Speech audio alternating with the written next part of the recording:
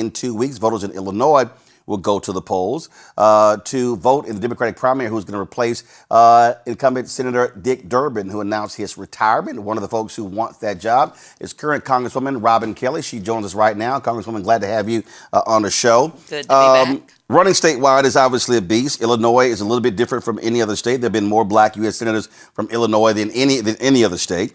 You had 2 elected. You've had a third with Roland Martin that was appointed. In terms of setting you apart from the other candidates, why should Illinois voters, Democratic voters, pick you as their nominee? Well, if people check the record, there's no question I'm the most qualified person running.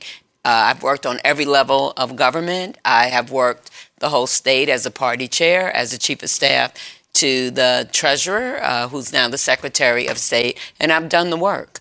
I have a proven track record of accomplishments that they don't have.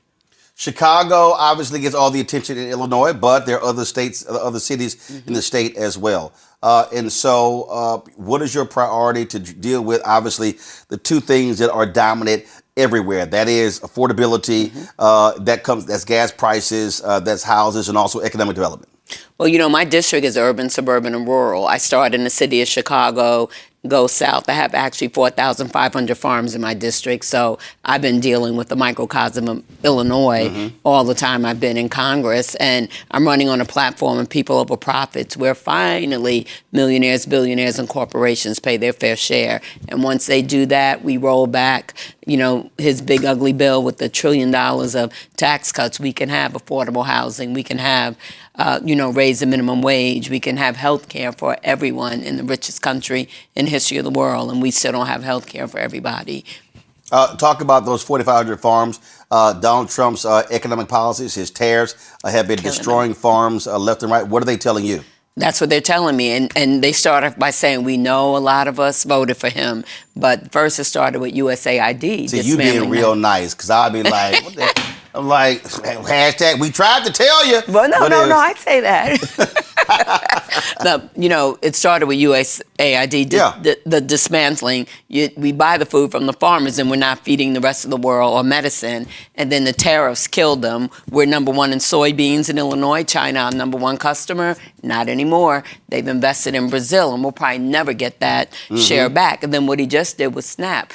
If less people have vouchers or money to buy food, less people, spend money in the grocery store. They hire less people. They buy less food from the farmers. So what I tell them, we're all in this together. You might have thought he was talking about the other guy. Right. But if you're not, well off or well connected or well protected, he's talking about you too. Well, I'm going to say it. That's what those MAGA idiots didn't understand. So they thought, cutting USAID, you're hurting all the people across across the world. And then they thought, SNAP benefits, we tired of all you broke. They were really thinking about black people. No, I know. All y'all broke people who are on welfare without understanding where are you getting the food from. And as soon as he comes in, Doge cuts, these farmers were like, oh my God. I'm like, yeah. So when y'all were voting, and you thought, well, that's not what I voted for. That is what you voted for. Exactly. Because they said what they were going to do.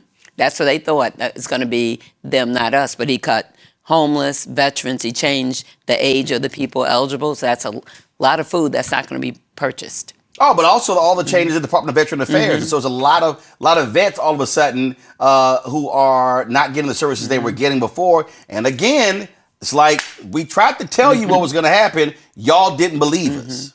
I know. But I could say so much. I mean, so much bull that he spoke and people bought it. And even with the whole immigration thing, he was just going to get rid of, the terrible people. Yeah, we see how that's working. Absolutely. How do y'all, so listen, it's a lot of folks who are running. And for folks who don't know, so in Illinois, is it 50+1? No. So whoever, majority rules. So whoever wins, that's who wins. Guys, so unlike Texas, where you got to be 50+1. Yeah. Only, as far as I know, in Illinois, just the Chicago mayor's race, you have to have 50+1. Gotcha. But everything else is... Well, first of all, they changed that also because that was because of Harold Washington.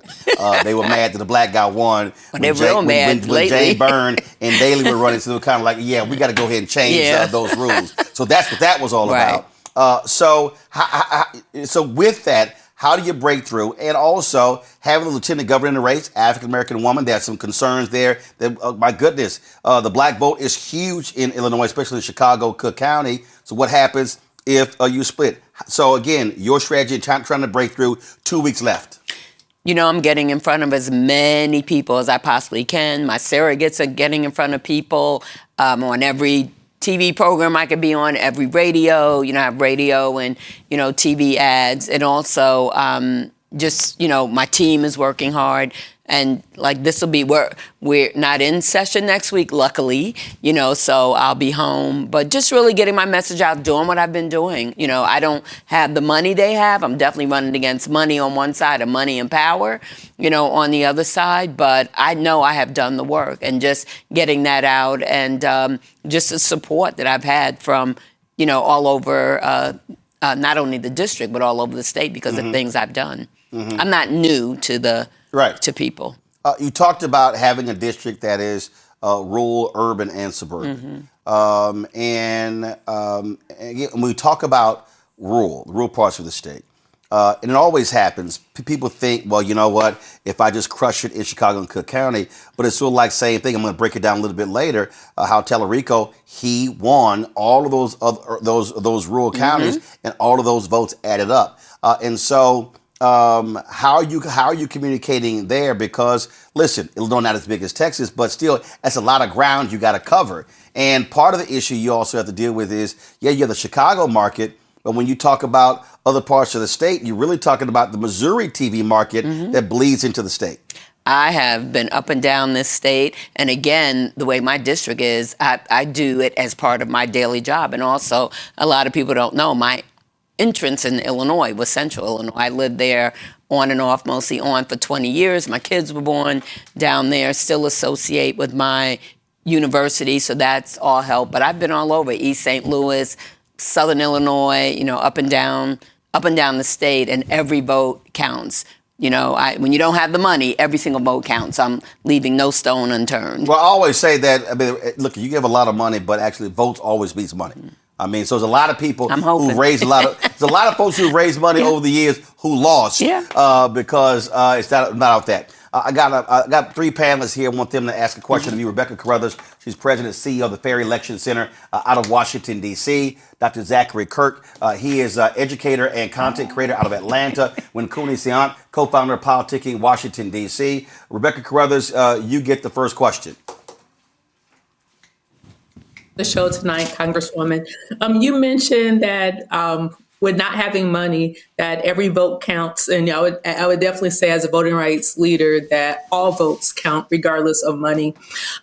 We're hearing a lot of worry across the country as folks go into this midterm election cycle, especially very worried about the SAVE Act, about the mega voting bill. What should voters do to prepare for the fall, regardless if the House and Senate passes new voter suppression bills? Oh, I tell everybody, you can't get weary, you can't get lost in the chaos, you can't stay on the sidelines. You have to make your voice heard, you have to vote. Now, as far as we know, it's not going to pass in the Senate unless they make some changes. It did, pass in the House, but they don't have enough votes thus far in the Senate. And it ostracizes about 70 million women, no matter who you are, because if your name now doesn't match your name when you were born, then you can't even register to vote. And then even if you get past that, you have to have more proof. And you cannot use your driver's license, or like in Illinois, we have the real ID. You cannot use that either. So there's a lot of people that are not for it, because many people, no matter what color you are, where you live, they will be a no count. But not only that, but 1 second, Rebecca, but not only that, in that bill is not just about ID as well. It also deals with turning over your voter data. Right. Yeah. To the federal government. Right. Well, they're trying to do that in many ways. That bill, even I just wrote a letter to all the tech companies because they're trying to work through that, and we're letting them know, oh, you're just going to give out my information. I'm your customer, Right. without letting me know. So we're waiting to see Right. what their response Well, is the to reason that. I brought that up Yeah. is because, again, they want to use the ID, say, oh, 80% of Americans support voter ID. Okay, that's fine. That's very broad in general, but people don't understand the details under Right. that, and also the other parts of the bill that a person say, I'm not supporting that. Right. So, Rebecca, you had a second part? Yes, it requires a documentary proof of citizenship clause, which is either your birth certificate. We know over 20 million Americans don't have readily access to their birth certificate, or it requires using a passport, and over 150 Americans don't have a passport. But I wanted to follow up with my question procedurally. Could the Senate try to attach it to a funding bill, like in a CR, or try to insert it during a reconciliation process? I don't put anything by any of them on the other side of the aisle. They could do that. I still don't know if they would have the votes, because we just know how important it is for that bill not to pass. So they might try different gimmicks, but we'll see. We'll see. But right now, they don't have the votes. Zachary. Representative Kelly, it's so great to see you again. Good to see you. I want to take a moment. Like, I'm a fan of your work. I love what you've done.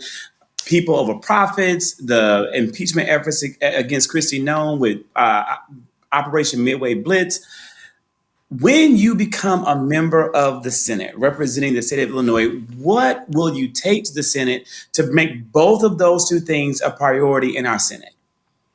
Well, definitely going to keep talking about it. And people over profits, that's just something we have to do. And, we know we have to change what millionaires, billionaires, and corporations are getting away with. There's corporations that are paying no taxes, and then there's the loopholes. So we'll definitely pay attention every day to affordability and accountability. And with Kristi Noem, we're looking right now, either fire her, she quits, or we're going to start the investigation. We're still going back and forth about the DHS bill and what they'll agree to. And part of what we're asking is that she, loses her job one way or another. And we're prepared to move if it's not she quits or he fires her. Coney? Congresswoman Kelly, you've been a national voice on gun violence prevention. What federal policies do you believe are most achievable for the next Congress? Well, we still don't even have background checks. And Rep. Clyburn still is pushing for closing the Charleston loopholes, as we call it. You have to have a background check in a brick and mortar store, but after 3 days, if it doesn't come back definitively no, they can sell you the gun. And we see what happened. They sold the guy the gun. When it was too late, they said don't sell him the gun, but 9 people were dead. So doing that. Also, safe storage. 8 kids a day died because a parent or a guardian or someone in a household has not locked up their gun, and 8 kids a day die from that. And that is something very, very preventable. And then funding, he took a lot of funding back. He clawed it back for gun violence prevention programs and programs that are proven effective. If you're closest to the problem, you're closest to the solution. So the people on the streets doing something about gun violence. Thank you. Last question for you. There's somebody who's watching, somebody who's listening. They say, you know what? This voting stuff don't matter. It means nothing to me. It has no bearing on my life. What do you say to them? Are you kidding? I mean, do you see what's happening now? People have lost their jobs. They're paying out of the wazoo just to go food shopping, the health care. If this big, ugly bill goes into full effect after November 2026, millions upon millions upon millions of people will lose their health care. Hospitals will close, nursing homes will close, federally qualified health care centers will close. And it doesn't matter if you're on Medicaid or not. If your hospital closes, your hospital closes. 9 will close, predicted to close in Illinois, 33 in the state of Louisiana, where Steve Scalise and Speaker Johnson live. So your life, as you know it now, will not get better. It will get worse, and people will die. This actually another topic, which would be the last question. Just your thoughts on what the heck is happening, the United States' involvement with Israel in attacking Iran, this war that we're in the middle of. Oh, that the president of peace said we wouldn't be involved in Right. any wars. Horrific. We didn't know anything about it. And we'll be voting this week on the War Powers Act. And why did we get in? Did we tell Israel, or did Israel tell us? They seem like they can't, make up their mind about it. So, my heart goes out to the sick service people that have died. Their families are worried. Our colleagues that have bases in their district are saying that people are calling them and saying, what the hell? What is going on? Because no one seems to know. And so it's terrible. Once again, he has us, he's trying to take over the world, Iran, Greenland, Venezuela, And Mexico, also throwing Cuba. out that might take over Cuba. Yeah, Cuba. Yeah, he said that. I know. And then, of course, the strikes in Ecuador. Right. It never ends with the king. It never ends. Or the dictator. All right, then. Congresswoman Robin Kelly, we appreciate it. Thanks a lot. Thank you. Thank you.